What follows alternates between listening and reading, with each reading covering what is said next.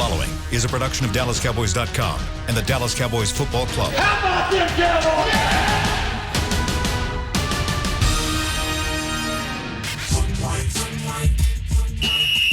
Let's go, baby! Are you ready for a break? Yes. Are you ready for a break? Absolutely. Ready for a break? Yeah, and so much for that. It's time for The Break on DallasCowboys.com. We were on the break! With Nick Eatman, David Hellman, Ambar Garcia, and Derek Eagleton.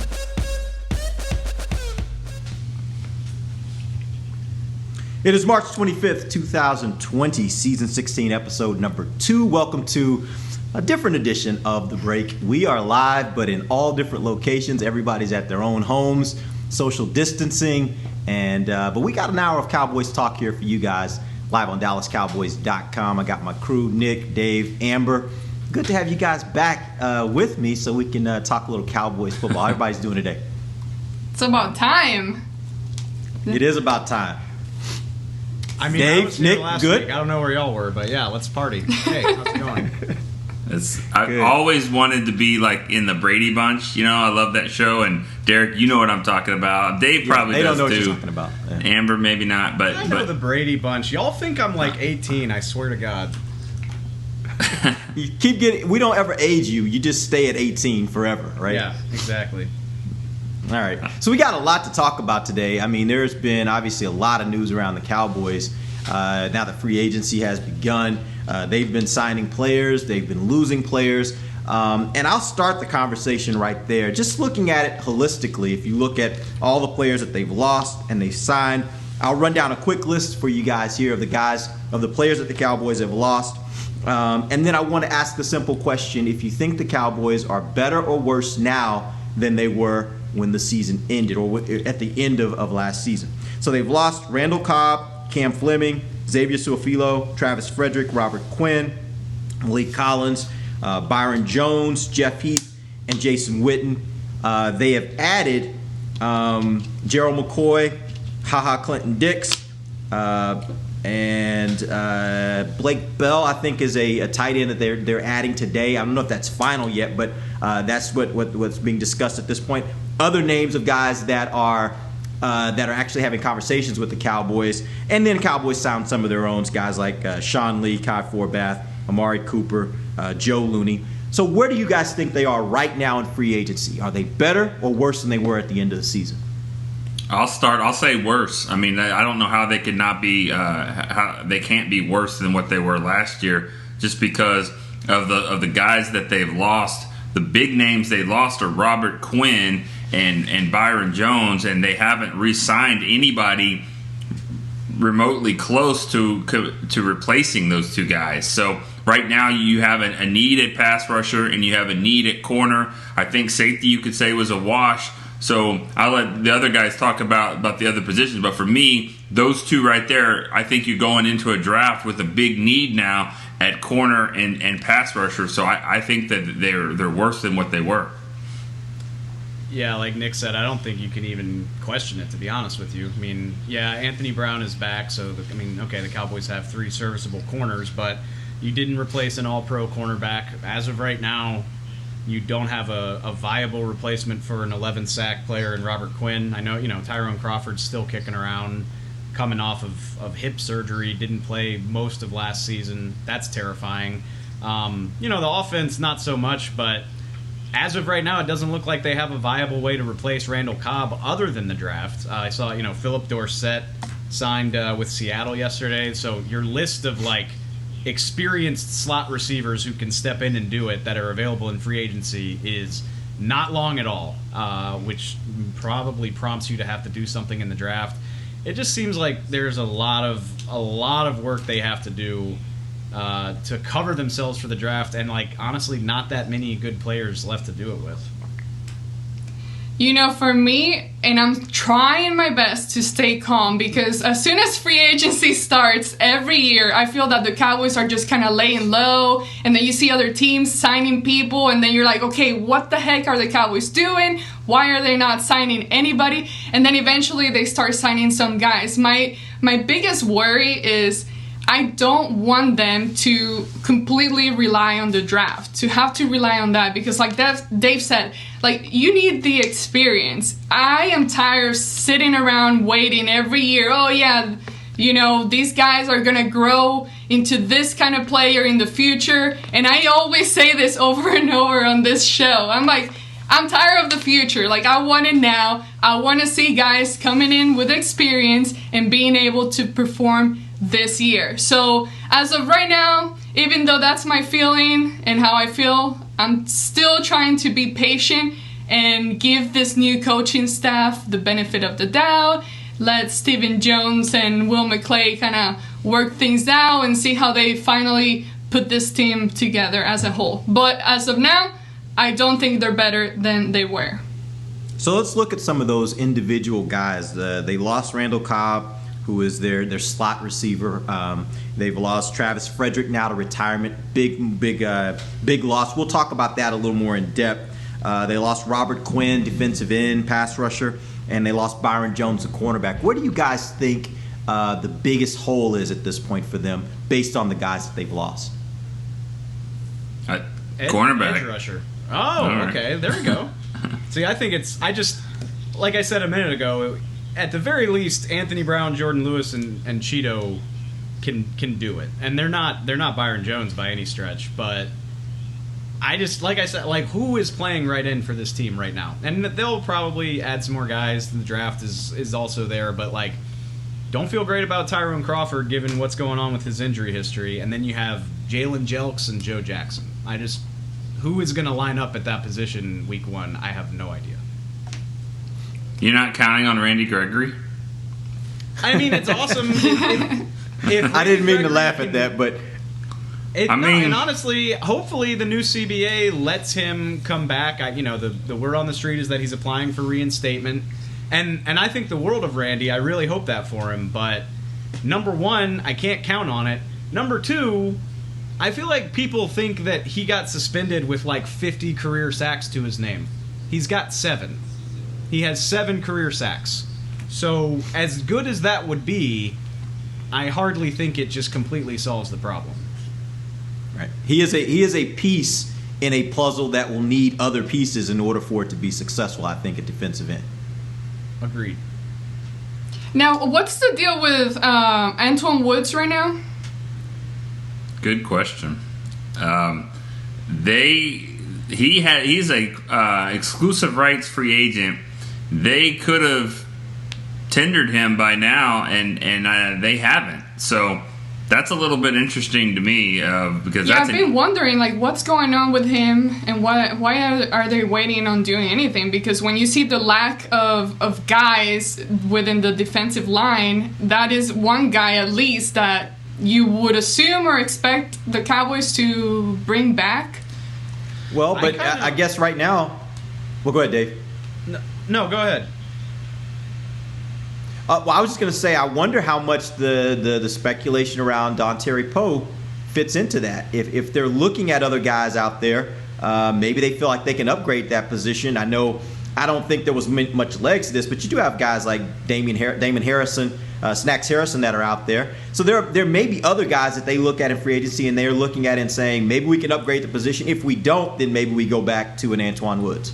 Yeah, well, Antwaun Woods to me, sorry, Dave, but Antwaun's a guy that, like, as big as he looks, walking around and in uniform and all that, wearing that 99, he's going to look real small when you put him next to Dontari Poe, and I think it's important, and who wouldn't? But I think it's important to know that the Cowboys are definitely trying to change that look of what their defensive tackles look like. And, I think now Crawford is definitely a defensive end. I don't know where Tristan Hill, I mean, he's under contract for 3 years, so, he's going to be here. But I don't know if he's the perfect fit for what they're looking for that type of position now. I had completely forgotten about him. Sorry. It's very fitting timing because word is, they've been linked to Dontari Poe for 4 or 5 days, and it sounds like that's being finalized right now per Twitter, which, yeah, I think Nick's absolutely right. They're obviously, between Gerald McCoy, Dontari Poe, I just think they're looking at a bigger mold of defensive tackle than Antwaun Woods. And maybe, if things don't work out in free agency the way they want them to, it would be very easy to bring him back. All they have to do is tender him.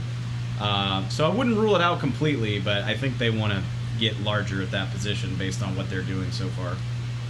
Just so people know the actual measurements, Antwaun Woods, 6 foot even, 300 pounds. Don Terry Post, 6'3", 346 pounds. So he's almost 50 pounds heavier, 3 inches taller. He is a big, massive guy. Nick, you've always said, give me that big, sloppy guy. I can put it to one technique. This may be your big, sloppy guy. You put it to one technique that's hard to move. And maybe a little harder to move than even an Antwaun Woods, who's a big guy, but this guy's even bigger. And also, I mean, if you have issues in the red zone, he has thrown a touchdown pass. He's the only player in the NFL history, the only defensive tackle to ever throw a touchdown pass. And if you haven't seen it, Google it. It's pretty awesome. So you're saying if they can't get the deal worked out with Dak and Dak decides to hold out, we should be okay? Yeah, but you know what? Let's relax. Let's relax. Forget that, though. Hey, guys, forget the part about Don Terry Poe because they got the Belldozer. I don't know if you remember that, but I mean, and I'm sure Derek does. He played at Oklahoma, 10 years ago? We're going to bring that up? Well, I mean, you know the Belldozer. You probably don't even know his name, but you know the Belldozer. Yeah. You're right. Tim Tebow. He was Tebow before Tebow, wasn't he? No, Tebow was first. Well, I don't know. Yeah, I don't know the timing on that.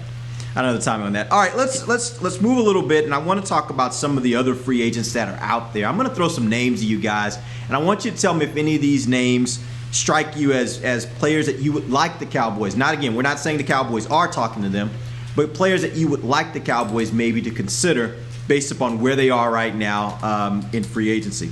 Michael Bennett, Tavon Austin, those are 2 names of guys that were here last year that are still free agents. Everson Griffin, the defensive end from Minnesota.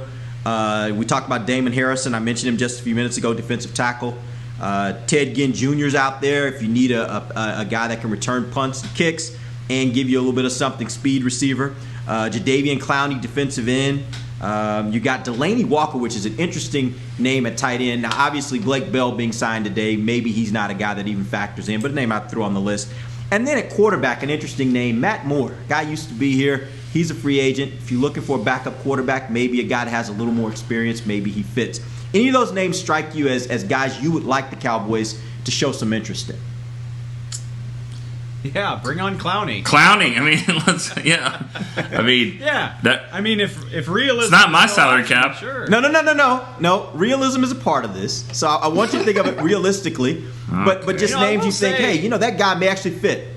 I will say it is. So the league year opened officially a week ago today, and stuff's been going on for 2 days before that. So it's been a week and a half really since teams started negotiating, and Jadeveon Clowney remains unsigned, which clearly means that What's his value right now? Well, that's the great question. It's very obvious Clowney wanted DeMarcus Lawrence money. Like, he wanted $20+ million a year. He wanted to be the next bank-breaking pass rusher. Teams don't want to pay him that because he's got a long injury history, and he only had 3 sacks last year. So I think it's highly unlikely that the Cowboys would get involved in that sweepstakes, but the longer he goes unsigned, I assume the lower his price would be. So I really don't expect him to wind up here, but it does make me curious that he's been a free agent for a week and a half. You know what worries me about a guy like Jadeveon Clowney is it's interesting to me when you see a pass rusher that has now had 2 different teams say, we're okay. When Houston said, we'll just get rid of him, we're good, we're fine. And now when you have Seattle, after having him there for a year, say, we're good. It just makes me a little bit cautious. Now, I'm not the one that buys into the whole idea of there's a reason they're a free agent. Like, I think there are lots of reasons a player can be a free agent. But I do think that at specific positions that are sometimes hard to fill, like finding a good pass rusher, the fact that 2 teams have said we're fine does make me a little bit worried. Do either of you guys think that when you think about a player like Jadeveon Clowney? Well, I mean, I think you have a good point, but there are exceptions to the rule, and I think Robert Quinn's going to be going on his 4th team in 5 years, and I think the Bears obviously were excited about that. So, and Randall Cobb now, this will be 3 straight years for him. So that's just the nature of it. I mean, but you're right. For that money, I can see your point for sure on Clowney, but I look at it like the bookends. When he was there with J.J. Watt, and I think he could be there with DeMarcus Lawrence. I mean, that would be awesome. But I'm telling you that their salary cap the cap didn't go up as much as they wanted it to. So they've got more Cowboys have more cap problems than you might think, and I don't think a contract like that makes sense for them. They would be in cap hell if they did a deal like that, I think. Yeah, I mean, I just think at the end of the day, Clowney and Griffin are going to cost more than they're willing to pay. I think they could probably make it work if they really wanted to. I don't necessarily advise that they do that. The thing that scares me about Clowney is just price versus availability. Like, he hasn't had he's played 13 or more games every year but one in his career. But, like, by the end of last season with Seattle, he had about 6 different problems limiting him. And I feel like that's been a theme for his career. Not necessarily missing games, but just being hindered. And for the price, I don't know that it's 100% worth it. I would love for and them the to Cowboys sign. don't tend to give big money to free agents yeah. that are not at home, But not their that's- own free agents. That's the point we've been making for weeks, though, is that they need to spend a little bit more money if they expect to improve the team. Like, I think the Dontari Poe, great addition. Gerald McCoy, great addition. Glad they brought Anthony Brown back. I'm intrigued by Clinton Dix, but like the defense does not look better on paper than it was last year. It just doesn't. What do you guys know about Everson Griffin? Because that's one that's a little bit perplexing to me, because I think he's a really good defensive end. I'm kind of surprised he's still out on the free agent market. Is there something I'm missing about what he is? Is there an injury history? Is there something about him that maybe could point to a reason why he still hasn't been signed by someone at this point? I can't tell you. I mean, I know that Mike McCarthy should know a little bit about him, Right. Playing against the Vikings for so long. So I don't know. I mean, I would seem like a pretty good fit, just another one of those bridge players. But you got to remember that what they view these players for, they're not trying to break the bank. And I think a guy like Griffin, maybe Clowney, they look at it like this is one more big opportunity to make a lot of money. And so I think people just have different agendas right now for what these roles would be. Yeah, I mean, when a guy kind of like Clowney, I think it's price versus market. He's 32 years old. Honestly, like, he's barely missed any playing time. Like, he's very reliable. But 32-year-old coming off an 8-sack season, he probably has a different idea of what he's worth than the teams that are pursuing him. At the end of the day, I still think he's going to be worth more than what the Cowboys want to pay. But every day that a guy like that goes unsigned, I feel like it's better for teams that don't want to spend more money, because eventually your price has to go down. Right. That brings up another name, Michael Bennett. How do you guys feel about that? As long as he sits out on the market, let's assume it gets to a point where he's willing to take a one-year deal again. Think the Cowboys should go after a guy like Bennett? Isn't he retiring? I mean, he hasn't said that, but honestly, it I seemed thought I'd at the read end of somewhere- last year that it was he was headed to retirement. I don't know. Wait, I thought I Witten read actually somewhere that he retired, said he was so- not. I thought I'd read somewhere that he was planning to play this year, but maybe I'm thinking about someone else. I saw a tight end retire and go to Monday Night Football and come back and play, and now he's going to the Raiders. So I mean, what a Michael Bennett? Michael Bennett. I think the Cowboys are going to have some interesting players on the defensive end. I'm just going to say that they're going to have some interesting players and stories at the defensive end position. I don't think it'll be Michael Bennett. So Randy Gregory, obviously. Well, yeah, Rand. If Michael Bennett wanted to sign back for a one-year deal, I'd love to have him. There was speculation he was retiring. I don't know what the new coaching staff thinks about his skill set, but So he did enough for you to want to bring him back? absolutely. Yeah, he can play. He can Me, still yeah, play. I think so. I'll take the offsides flags and everything. Bring it on. Yep. And he has that attitude. He has the attitude that, we keep talking about the defense sometimes needing that little fire. He has that kind of fire, and he's just focused on what he needs to do and goes for it. So I like We're that gonna take about him. we're going to take our first break, and when we come back, I want to take a little time to dive into the most recent signing. I guess the most recent signing before today, which was Clinton Dix. Get your opinions on what you think he brings this team and how he rates relative to the guy that he'd be replacing in Jeff Heath. We'll talk about that when we come right back. This is DallasCowboys.com radio. I'm Jay Novacek, former tight end for the Dallas Cowboys. Back in the day, I was the guy who always got the tough yards, and that's why I run with John Deere today. In fact, I have a John Deere 3025E tractor that can handle any yard work I need to do, even the tough yards way out back. So if you have 1 acre or 1,000, John Deere has the equipment that's just right for you. Visit a John Deere dealer today and run with us. We are the official tractor provider of your Dallas Cowboys. Essilor is a proud sponsor of the Dallas Cowboys, helping fans see more and do more with our best vision solutions. Our lens technologies reveal a world more beautiful than you can imagine. For a limited time, get the Essilor Next Gen offer. When you buy the latest generation of Transitions lenses with select Essilor lenses, you can choose a second pair of clear lenses for free with qualifying frame purchases. Restrictions apply. Find a participating eye care professional by visiting EssilorUSA.com. Essilor. See more, do more. Want to use what the pros use? How about the official men's skincare brand of the Dallas Cowboys, Jack Black? Right now you can get the Jack Black Starter, a curated collection of Cowboys locker room favorites for just $10 with free shipping. The starter includes 4 Jack Black skincare favorites plus a full-sized intense therapy lip balm. Go to getjackblack.com/Cowboys and use the code word TEAMJB. That's getjackblack.com/Cowboys. The Jack Black Starter, $10, free shipping. Your new apartment's big. Such a great deal. It's okay. Just okay? What's not to... Right above the subway! Well, I bet you don't even notice it after the... That's my neighbor, Angus! A deal that's just okay is not okay.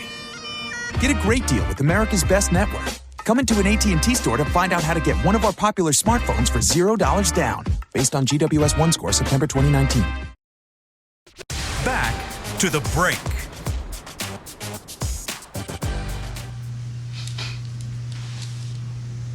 Welcome back to the break. We are live. We are in different locations. We're keeping our distance, but we're talking Cowboys football here with you guys here on the break. We're talking about free agency, and I guess I want to start this next segment talking a little bit about Clinton Dix. He is the safety the Cowboys signed. I think it was maybe late last week. Thursday night, good. And so I want to get your opinions on what you think of the signing, just overall. Him as a player, what do you think he brings to the Cowboys? Let's start with you, Nick.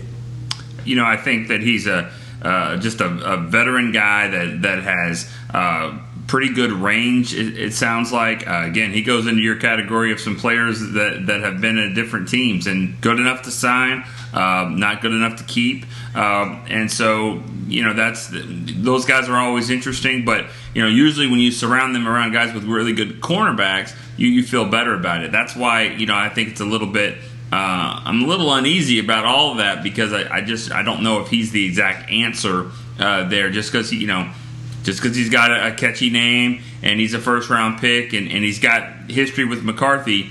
That doesn't always mean that it's going to work out. So I'm a little bit hesitant about saying that this is going to be a good move. Dave? I like it. Yeah, I mean, I agree. You know, he's a former first-round pick. He's been to a Pro Bowl. I don't think he's going to conjure up images of, like, Earl Thomas. You know, like, this isn't that type of signing. He's got flaws in his game. He's not the best tackler. He's not amazing in run support. He can get reckless in coverage. Like, he'll give up some plays. At the same time, the thing that makes you a first-round pick most of the time at safety is when you have ball skills and the ability to make plays on the ball. So my hope is if he can contribute a handful of takeaways, that's a handful more than the Cowboys safeties have provided in recent seasons. I think he had 2 picks for the Bears last year, which, you know, preferably be a little bit more, but that's still better than what you've gotten from the safety position in recent years. So, like I said, yeah, I don't think this is a home run signing, but if he can use those ball skills to add to your takeaway tally, hopefully it'll work out pretty well.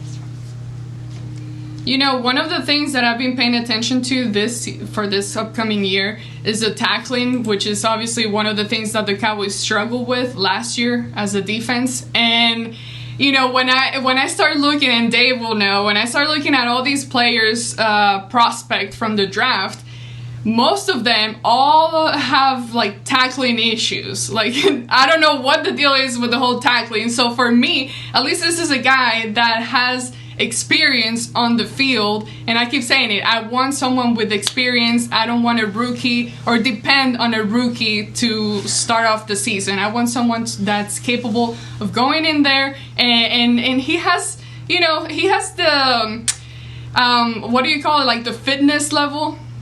He's not what's the word I'm looking measurables? For? Athleticism is what I'm looking for. It's a big word right there. He's very athletic. You're right about that.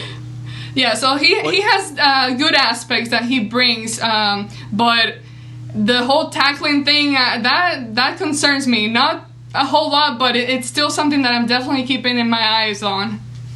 Yeah, for those of you out there listening and watching, if you haven't had a chance to check out DallasCowboys.com, yesterday we put up a scouting report from our own Bucky Brooks, who is now starting to do some little work with our team. He'll be doing some scouting reports for a lot of players over this the next few months. But just go check out that scouting report. And one of the things that just kind of jumped off the page when I read it was he called him the perfect bridge player. And that's exactly how I thought of this signing. This is a guy that is going to give you time. He's buying you time for you to develop someone else. So likelihood that he's going to be sitting in that spot a couple of years from now is probably pretty small. Question is, who's going to be in that spot? Who are they going to draft this year? Who might they? I don't think it's probably going to be a free agent signing at this point, but I think you have to look at who are they going to draft they can bring in and start getting them reps this year so that next year or the year after, that person is your lead guy. The thing about, and we've said this several times, we've heard the term bridge player a lot, but the question I have is, are the Cowboys going to cross it? You can build a bridge all you want to, but do they want to get to the other side? Because they can't develop, they're not going to develop a 5th-round safety or a 6th-round safety. They try with Xavier Woods, and, that's cute and all, but, if at some point you're going to have to make that, that move and actually draft a really high-caliber safety. And so hopefully, that could be this year, but then again, we just mentioned defensive end, cornerback, and now center are positions that you're going into the draft, slot receiver. So I don't know if safety's gonna be the case this year. It may be best available. I've been hurt before. Like, ideally, I would love to say this is perfect. You got you got Woods, draft a safety in the top 100 picks, first 3 rounds, and that's your guy for the future, and is a perfect bridge. But I got to see it to believe that they're going to do it. And, yeah, Nick just laid it out perfectly. Like, right now, it's still time in free agency, but, all right, Randy Gregory, I'm rooting for you, man, but you probably need to draft a defensive end. Cornerback, don't feel great about it. Don't have a slot receiver. And then there's the safety issues. So even with all, I think Poe would be their 5th or 6th signing from outside, and they still have work to do. All right, Nick, you mentioned the center position. I want to dive into now the conversation around Travis Frederick, who announced, I think it was yesterday, that he is retiring from the NFL. Interesting statement that he made, talking about his struggles coming back, and he just didn't feel like he could be the player that he was accustomed to being. How surprised were you guys, and how surprised do you think the Cowboys were at this retirement? I'm not going to say I'm shocked. A little bit surprised, but somebody in our office actually said 2 or 3 years ago that he wasn't going to play very long, and this was before all of that happened. So that's been on my radar. Before the syndrome. Oh yeah, 3 years ago it was well, what if he doesn't? I can't remember exactly how it went down, but it was put on the radar that he's not long for this. Sure. And right. Yeah, and I've mentioned this a little bit, and then coming back, he didn't have a great year. Pro Bowl, that's nice, but I don't think a lot of people know a lot of centers in the league, and so it's Frederick, Pro Bowl, sure, but he didn't have a Pro Bowl year, and he admitted it, and he knows it, and I think he's just saying his future and his family are more important than football right now. on top of that, and yeah, I mean, it's one of those things, you have that benefit working in the building that I've heard it mentioned or rumored at least a handful of times over the last 2 or 3 years that retirement could be something to watch out for Travis Frederick. It's not the type of thing that you want to throw out there recklessly because it's a guy's career, but I wasn't that caught off guard. If anything, I thought the guy makes $13 million a year. Like, that's hard money to walk away from. But I think Travis Frederick played at such a high level for such a long time that he wasn't going to be satisfied playing at a lesser level. So it made sense. I guess the timing kind of caught me off guard, but like when you think about it in the big picture, it's not the most shocking thing that's ever happened, that's for sure.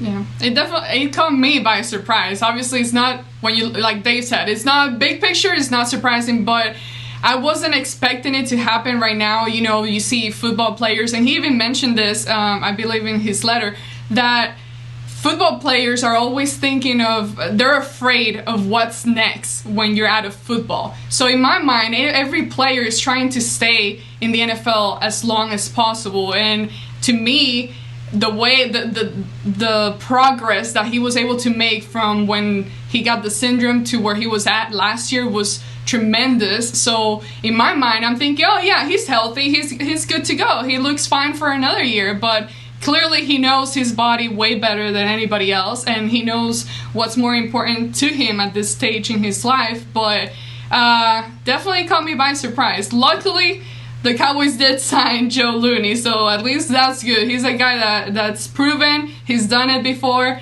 and that's at least someone that can hold you in for the moment. The good thing, though, about it, what you just said about, life after football, I think when the players are signing each other's yearbooks like they do at the end of school and say, most likely to succeed after football, I bet Travis Frederick is the number one guy on that list of guys that no one's worried about what he's going to be able to do. I think he was a double major maybe in college, so one of the smartest players they've ever had, and I think that showed on the field, and not just a book smart guy. He helped them on the field, and that's what I think they're going to miss more than anything as we talk about possible replacements here. Yeah, if I'm not mistaken, I think I remember someone telling me he's already built an app. I think his major was something like computer science or something like that. But computer engineer. That he's already built an app while he's been playing. He's built an app and plans maybe to build a lot more. So I don't think anybody's worried about. Say again. 3 years from now, it's gonna be like, hey, hello Sharks. My name is Travis, and I'm here today seeking whatever. Yeah. Right. So talk me through, Nick. You started talking about options of what they do from here. It at least showed me when you see this in retrospect, and you look back on the fact that they signed Looney pretty early on in free agency, it suggests to me, maybe true, maybe not, but it suggests to me that maybe the Cowboys saw that this was a possibility, and so they covered themselves in that way. But talk me through the options of what the Cowboys can do at center based on what they already have in-house. I mean, I can do it, but I'd rather pass it on to Dave. Dave wrote a really great article, which was the theme of the last 2 weeks. He's been killing it, but Dave wrote a great article about a lot of options there. So I'll let Dave. I mean, Looney now and McGovern, but maybe Connor Williams. Yeah, I'm gonna be interested. It's for all the surprise and panic, I guess. I mean, you think about. And it's obviously a big hole. I mean, yes, the Cowboys, they made it to the playoffs without Travis in 2018, but it was a clear drop-off in play. Joe Looney did his best, but even he has said multiple times that he's not Travis Frederick. Having said that, they're pretty well prepared for this. They re-signed Joe. He was a 16-game starter just 2 seasons ago, played well. And then, hey, kudos to the Cowboys for drafting the best player available, because as weird as it seemed when they drafted Connor McGovern last year, now they have a top 100 draft pick who can play guard and center. I believe started 14 games at center at Penn State, so he's done it against high-quality competition. And then you've got Adam Redmond, who they picked up the option on his deal before free agency even started. He was a college center. And then Connor Williams, that's going to be interesting because, you could theoretically Connor McGovern could be a better left guard than Connor Williams. And the Cowboys have said before that they think Connor Williams has the flexibility to play center. We'll see if they actually do that, but it's not something I would rule out. But, I mean, that's 4 veteran NFL players on your roster that can handle it. I didn't put this in my article, but technically Zach Martin could do it in a pinch too. He's done it in practice before. I don't think I would move the best right guard in football, but if push came to shove, I guess they could. Point being is, like, I don't think they need to worry about it in the draft. They've got plenty of options among the guys that are already here. Even with the loss of guys like Xavier Su'a-Filo, and I know out at tackle, your swing tackle Cam Fleming, with losing those guys, do you think does that at all make you think, even though you got a lot of names here, do you think they still need to add a few more bodies to this list on the offensive line? Oh, I mean, tackle's another story, especially if if Travis Frederick's retirement kind of kills the thought of Connor Williams moving to tackle, which we don't even know if they were going to do that, but it's something we've talked about. If you're not going to do that, if Connor Williams is either going to play guard or center, all the more reason why I'm looking at tackles in the draft probably. And not with pick 17, but wherever you can find the best value to A, upgrade swing tackle, and B, give yourself some insurance for Tyron Smith, I think that's a sneaky big priority.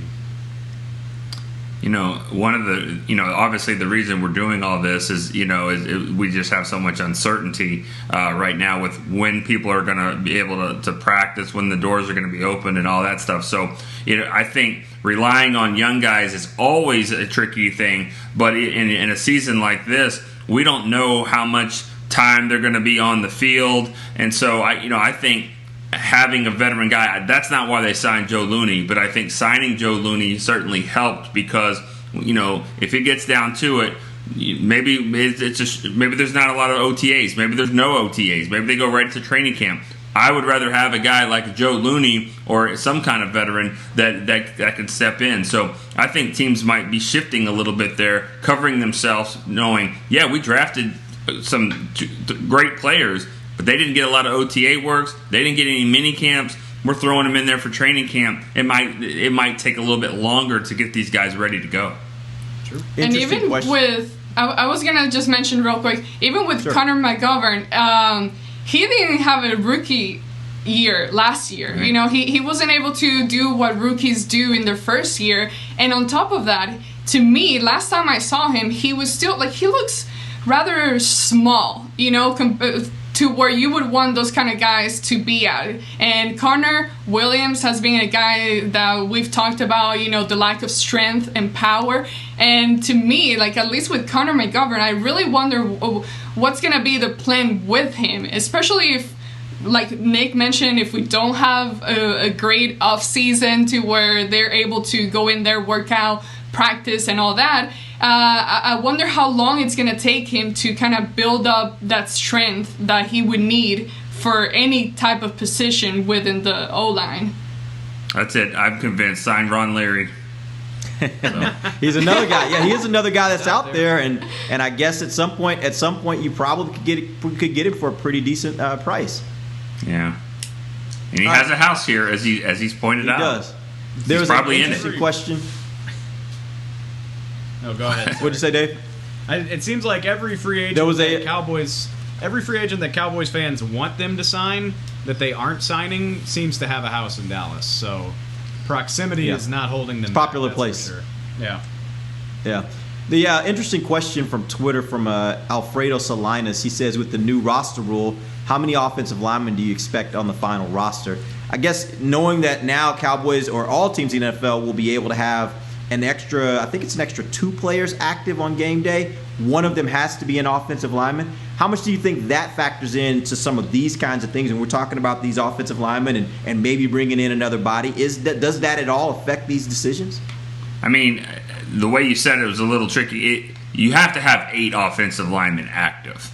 And so some teams could have 9 or 10. I don't know if it's going to change to have that many. I mean, I guess if you have to have 8 active every game, they usually have 7, sometimes 8, but I still think that you're going to be sitting around 10 on your roster. I don't, because they're not. I think more than anything, those extra 2 spots are going to be, in my opinion, more linebackers and maybe more receivers, but just more guys, or defensive backs, but more guys to play special teams. That's it's what kind I of think. curious to me. It's actually kind of curious to me that the league made this rule and specified offensive linemen, because of all the positions in football, offensive line and probably quarterback are probably the last of the positions that don't rotate. Right. You look at all the other positions in the NFL, for the most part, most teams rotate those guys. And you would think if they were going to have extra reinforcements for game day in order to give more bodies that you can throw at plays, again, especially if you're going to increase to an additional game to 17 regular season games, it would seem to me that you would actually want to specify those players maybe at other positions rather than offensive line. Seems a little curious to me. Well, at least for the Cowboys, I mean, you've seen Zach Martin getting hurt during a game. We know Connor Williams has gotten hurt, and we don't have Xavier Su'a-Filo anymore. Tyron Smith is another guy that has struggled with injuries. I'm not saying they're not going to be fully healthy this year or anything, but those are already 3 guys within the offensive line that are starters that, to me, I'm always concerned now whether or not they could get injured in the middle of the game. So, I don't know, maybe that helps, at least with the Cowboys, but to me, I don't see it as something bad.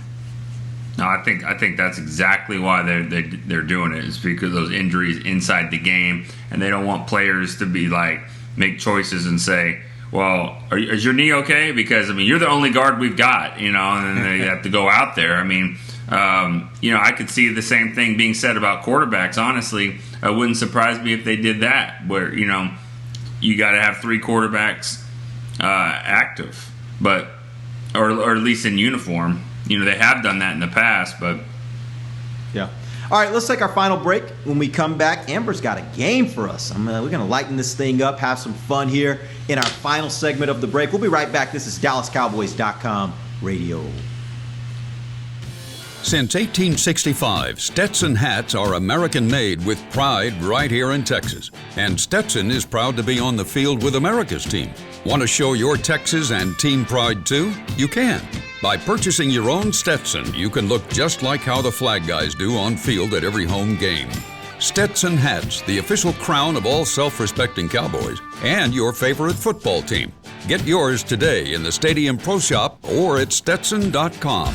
Your new apartment's big. Such a great deal. It's okay. Just okay? What's not too... It's right above the subway! Well, I bet you don't even notice it after the... That's my neighbor, Angus. A deal that's just okay is not okay. Get a great deal with America's Best Network. Come into an AT&T store to find out how to get one of our popular smartphones for $0 down. Based on GWS One score, September 2019. Essilor is a proud sponsor of the Dallas Cowboys, helping fans see more and do more with our best vision solutions. Our lens technologies reveal a world more beautiful than you can imagine. For a limited time, get the Essilor Next Gen offer. When you buy the latest generation of Transitions lenses with select Essilor lenses, you can choose a second pair of clear lenses for free with qualifying frame purchases. Restrictions apply. Find a participating eye care professional by visiting EssilorUSA.com. Essilor. See more, do more. So, you're shopping, and that's when you see it. Aisle 23. Dr. Pepper stacked from top to bottom as far as the eye can see. The phrase too good to be true comes to mind, yet there it is. A rich, delicious Dr. Pepper paradise. Wait, did that can of Dr. Pepper just open itself for you? They all are. As if to say, so nice to treat you. And even though it feels weird to talk to a can, you pick one up and say, it's so nice to be treated. Dr. Pepper, so nice to treat you. Back to the break.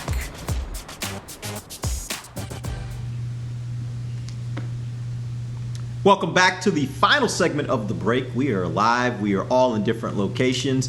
But we're doing Cowboys Break as we normally do here on every Wednesday during the offseason, 11 a.m. Central Time. So make sure you tell a friend to tune in. Hopefully we can all add some little bit of levity to a otherwise very, very serious situation.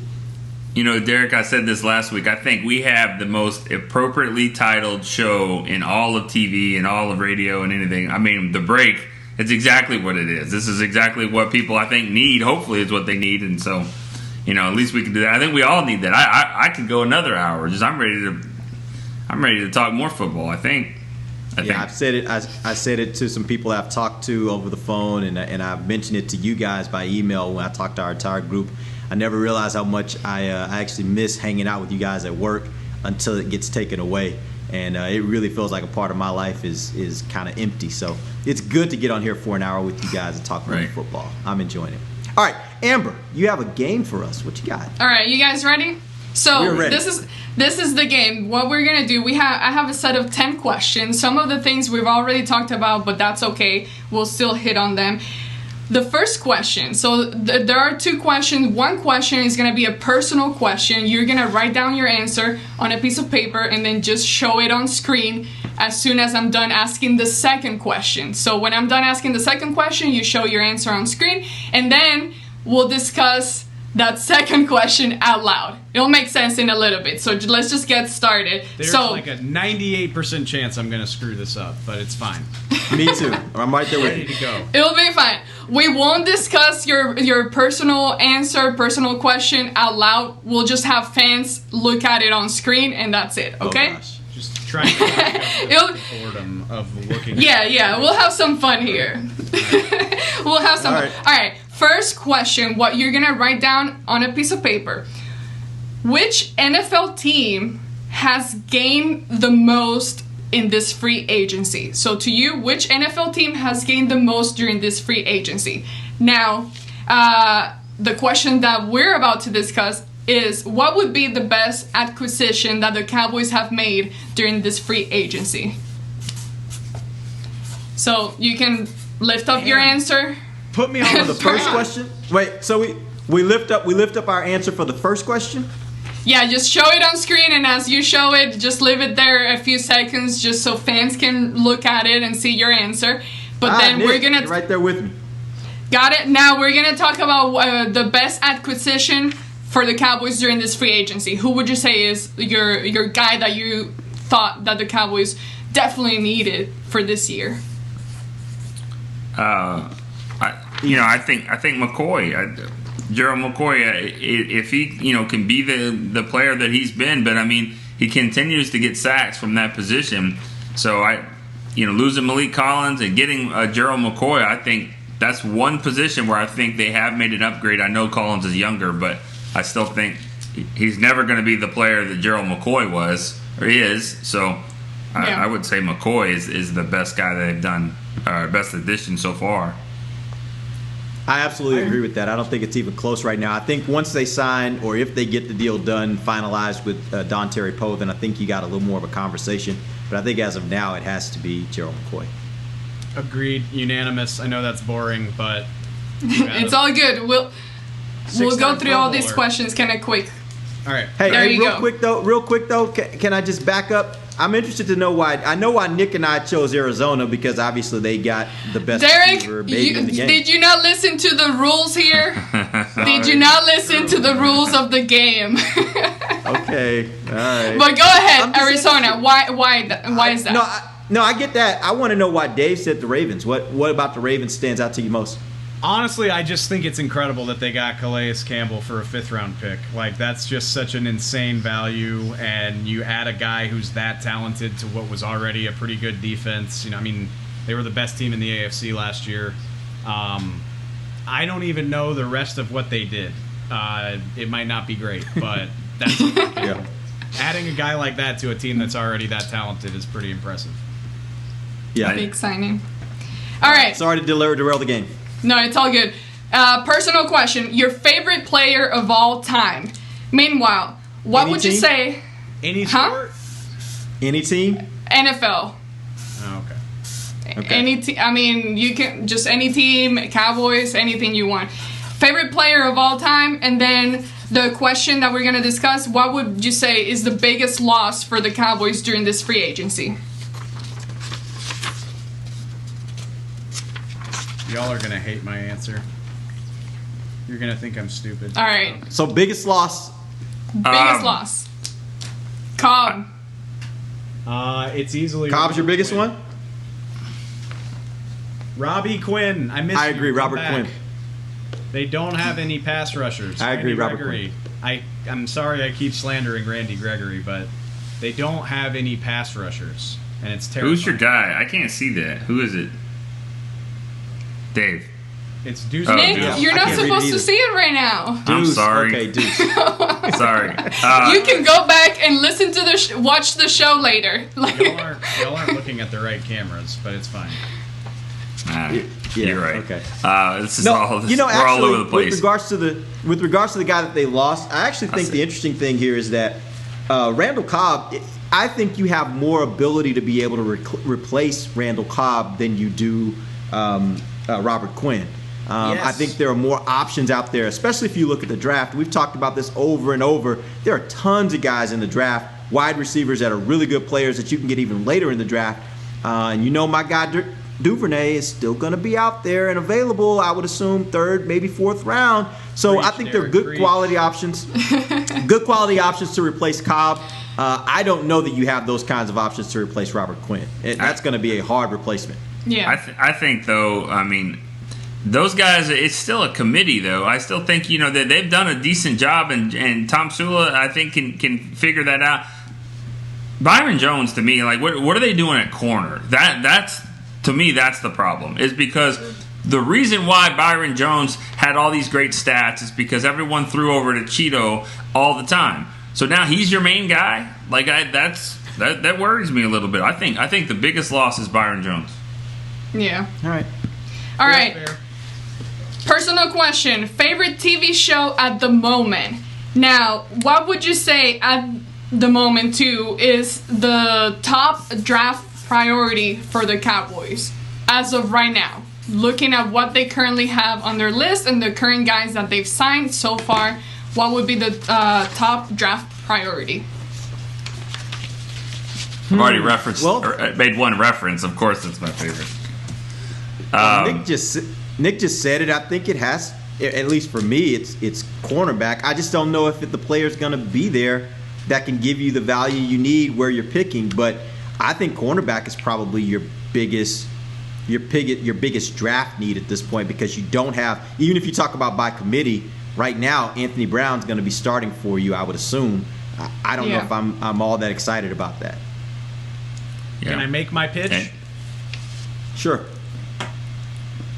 Pick 17. You better not say a wide receiver. Oh, I'm going to say wide receiver, and I'll tell you why. Because at 17, you can draft a cornerback. You could draft C.J. Henderson. He'll probably be part of a committee. The odds that a guy that is drafted 17th overall is just handling his side of the field from day one, totally possible, not a slam dunk. Same thing goes for edge rusher. I'm a big fan of Kayvon Chason. If he's there, you can do that. He's got sky-high athleticism and potential. Still, probably going to need a year of seasoning.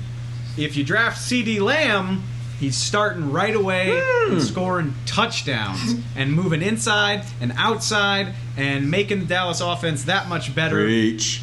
The chance that he contributes in a meaningful way right away is just a lot better than a defender. And obviously, drafts are about more than just 2020, but that's your best bet to improve this team right away, in my opinion.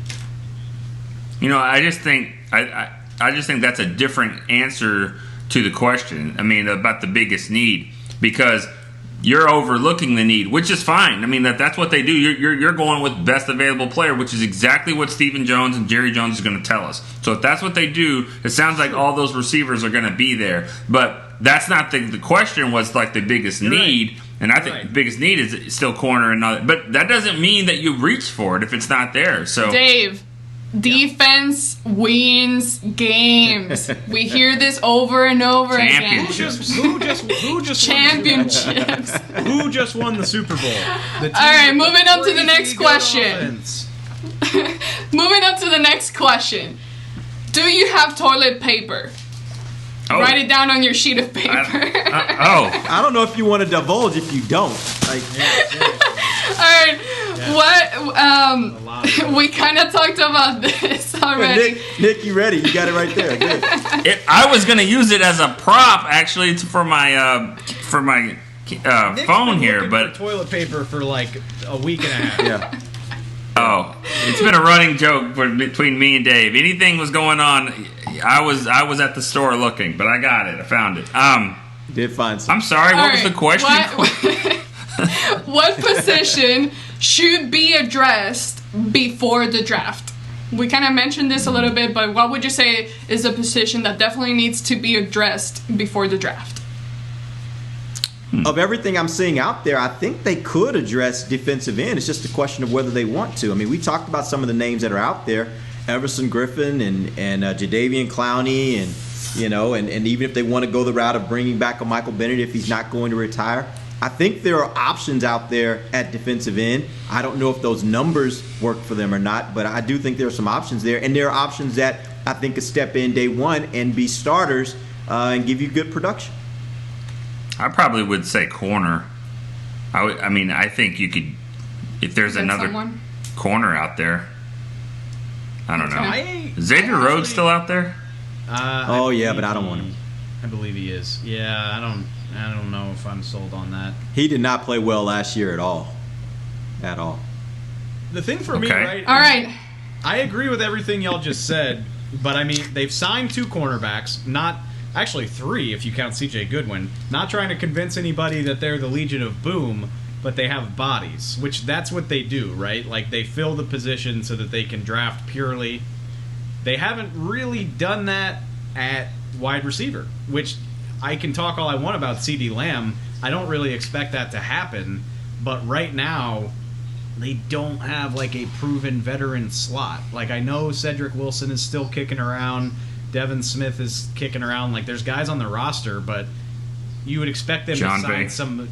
Yeah, John. I mean, there's guys, but not guys that have done it, which is what you would expect. Right. The thing is there are not very many like capable receivers left on the market. It is pretty barren. So I've got an eye on that. I'm curious to see what they do. All right. Personal question. What do you miss the most as of right now, since we're in lockdown? And the question would be, we know the linebacker group, what that's like as of now. They're pretty much similar to last year. And last year, they didn't necessarily perform how we expected them to. What are your expectations now for this 2020 with the linebacker group?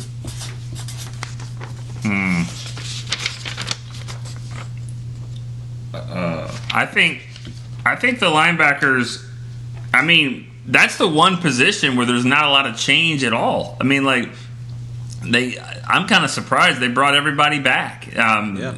Top to bottom.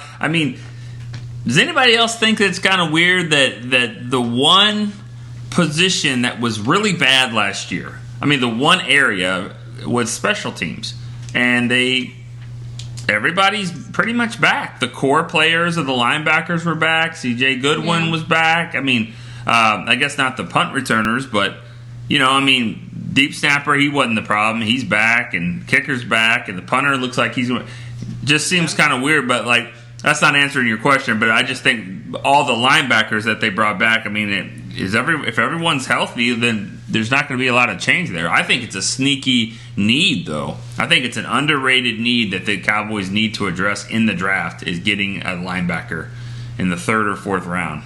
Can I ask you a question? Yeah. How many of those guys, because I've heard this floated on Twitter, I don't know how I feel about it.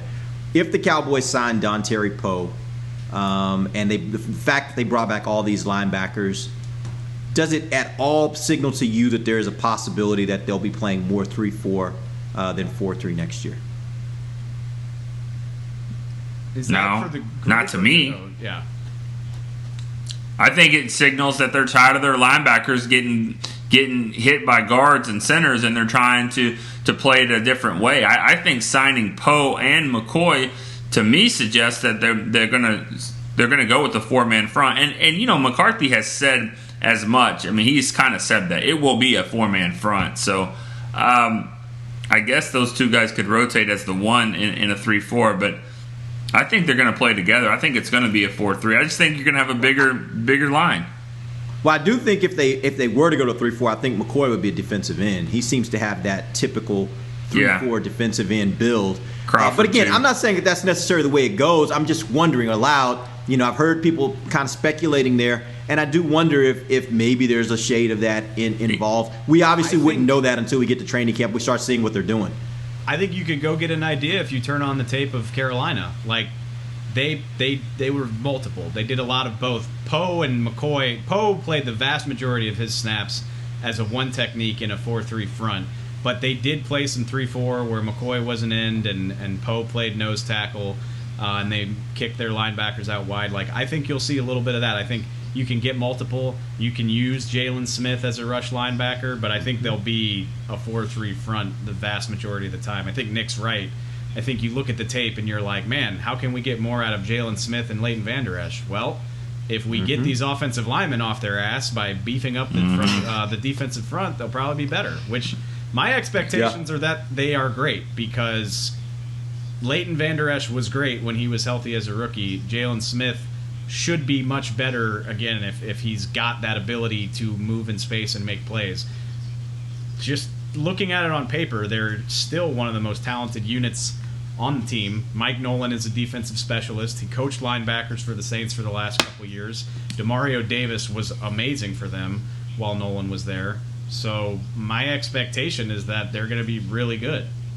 I mean, it's that's to live up to it, but that's what I expect. That's really an interesting point, Dave. And that's one of the reasons why I hope the Cowboys can go out either in free agency and get a veteran pass rusher like Griffin, or get, if he's available to him, Jason in the draft. Because I think if they can get that final piece, that other defensive end that they're now adding to Tank, and now they're adding to these huge bodies there in the middle that they'll have where these linebackers can really run, I think it actually makes the secondary a ton better because you'll actually maybe be able to get some pass rush. You may be able to do some things. You can make teams one-dimensional, whereas right now, last year, they were not stopping the run consistently enough to be able to force teams to have to throw the ball. And so I think if you can do those things, if you can really solidify that line up front, I think it makes your whole defense a ton better, and that's where they get better. It may not be in actually adding more talent necessarily to the secondary right now as much as it is beefing up that front. Well, we've kind of run out of time already. I don't know if you want to keep like one last question or just call it quits. Do one. Sure, if you got another question, let's roll with it. All right, personal question. What is your favorite road game? And then, so... Wait, road? You said road game? Like this coming season? Venue, where are we talking here? In general, where do you like traveling to the most when we that's what I get back on... Yeah. Got it. I already have one done. All right, we'll show it to the camera then. And then for the question, some of these things we've already talked about, but let's just go ahead and... Do you want a Dak question or an offensive line question?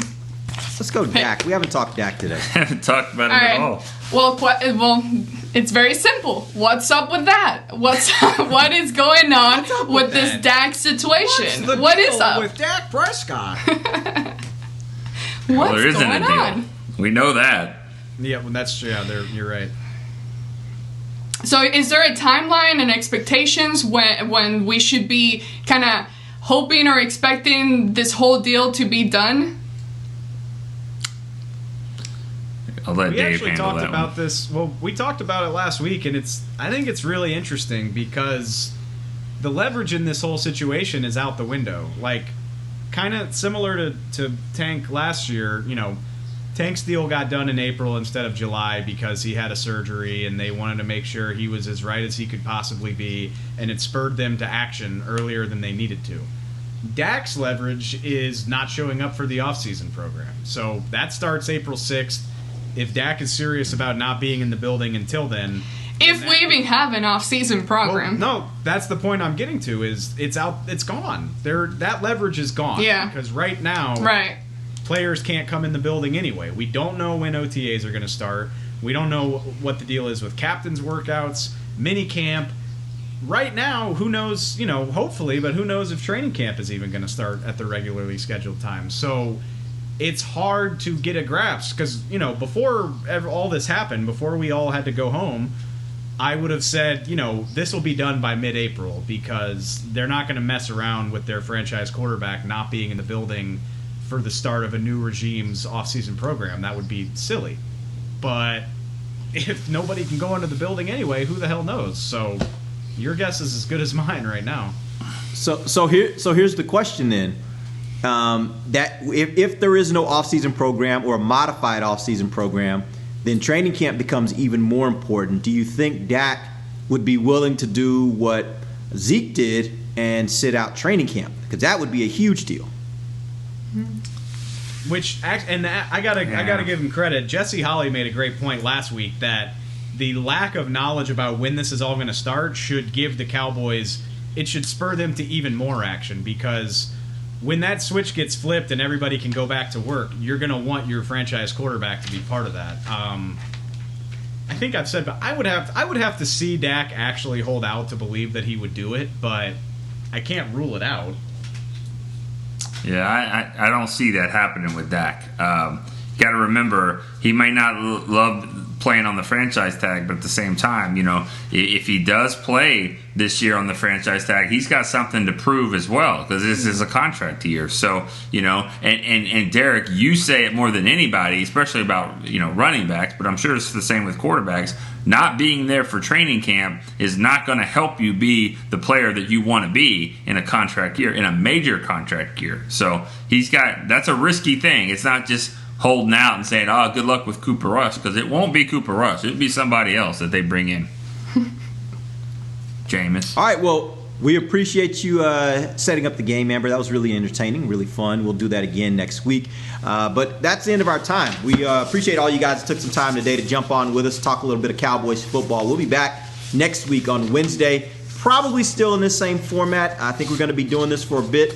But we'll see. We'll all play it by ear. We hope you guys stay safe. Till then, for Nick Eatman, Dave Hellman, Amber Garcia, I am Derek Eagleton. This has been The Break, live on DallasCowboys.com radio. This has been a production of DallasCowboys.com and the Dallas Cowboys Football Club. How about this, Cowboys?